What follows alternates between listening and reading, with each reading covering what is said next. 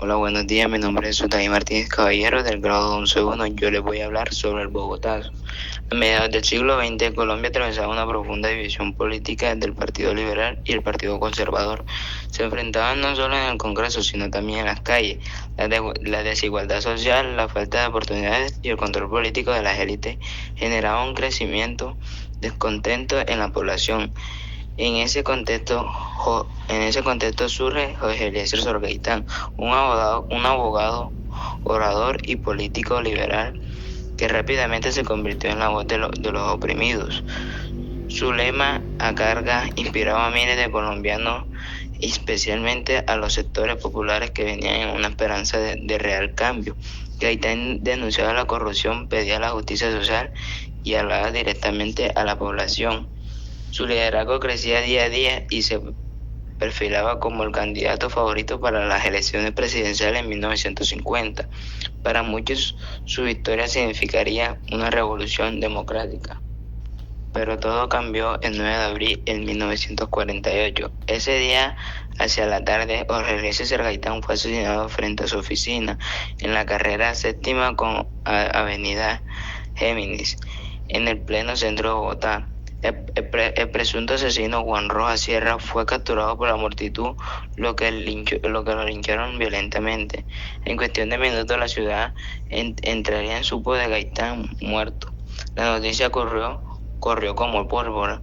La indignación fue inmediata. En medio de los caos comenzaron a circular rumores como conspiración. Algunos acusaban al gobierno, otros señalaban las fuerzas extranjeras. Lo cierto es que el que muera de Gaitán encendió una chispa de transformo en un incendio nacional. Un líder del pueblo había sido asesinado y el pueblo respondió con furia. Así las calles de Bogotá se llenaron de manifestaciones. Miles de personas salieron a protestar, pero también a saquear, incendiar y destruir. Comercios fueron cerrados, vehículos incendiados y edificios públicos atacados.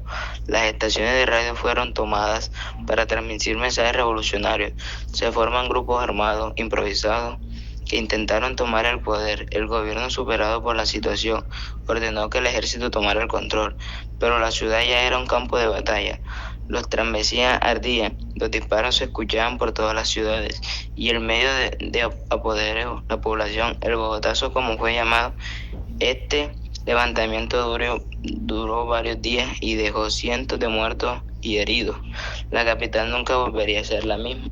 Lo ocurrido en Bogotá no se quedó en la capital. El país entero se estremeció. En muchas regiones comenzaron los disturbios similares como la violencia y la represión de las muertes. El asesinato se convirtió en el detonamiento de un conflicto más amplio y propagado la violencia. Esta etapa de la guerra civil no declaraba entre liberales y conservadores.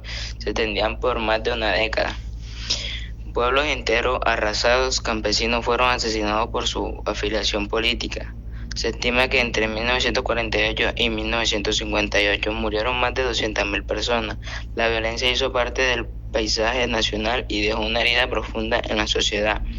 Además, la desconfianza hacia las instituciones se profundizó y la esperanza que representaba Gaitán se transformó en un dolor colectivo. El legado que dejó el Bogotazo marcó un antes y un después en la historia de Colombia. No solo alteró el curso político del país, sino que también sembró la semilla de futuros conflictos armados. Para muchos, el origen del conflicto interno que enfrentó el Estado con guerrillas paramilitares y narcotráfico durante décadas, pero también fue una expresión de la fuerza del pueblo, de su discapacidad para hacerse escuchar. Hoy recuerda como un símbolo de poder de la participación ciudadana, pero también como advertencia de los peligros de la polarización política y la intolerancia. Jorge Eliezer Gaitán no llegó a la presidencia, pero su legado aún vive en la memoria de colombianos. Recordar el Bogotazo es recordar la necesidad y el diálogo de la justicia social y paz. Aprender el pasado para no repetirlo, porque en un pueblo que olvida su historia está condenado a vivirla de nuevo.